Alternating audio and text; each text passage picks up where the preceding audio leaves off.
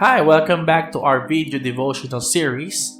We are now in part 11. Give us this day our daily bread. Come on, join me and let's start.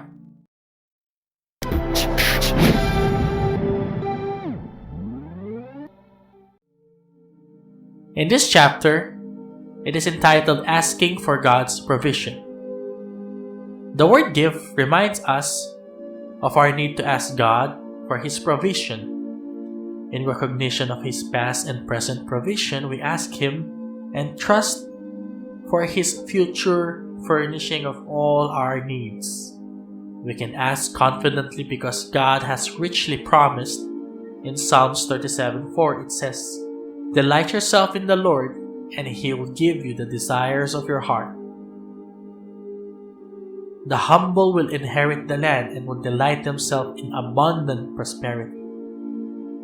God does not pledge to always meet the physical needs of everybody, but only of those who trust in Him.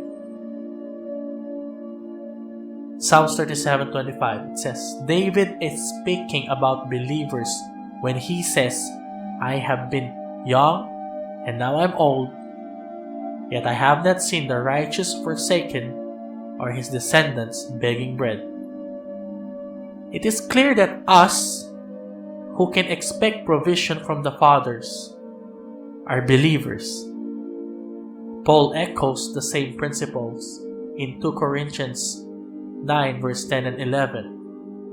In verse 10 it says, "Now he who supplies seed to the sower and bread for food will supply multiple your seed for sowing and increase the harvest of your righteousness." In verse 11, "You will be enriched in everything for all liberality, which through us is producing thanksgiving to God." God mercifully supplies our needs daily, meaning simply our ordinary day-by-day provision of food, clothing, money, and etc. The primary means by which we receive these things is through work. But isn't the Lord who provides even the strength for that? To accept God's provision for today without undue concern for tomorrow is a testimony of our godly contentment. Ask yourself, if the supply we had today isn't satisfying to us and doesn't seem like enough, is the problem with our supplier or with our own measure of demand? Pray for a humble willingness to be thankful for every blessing, without focusing on the ones He seems to be withholding.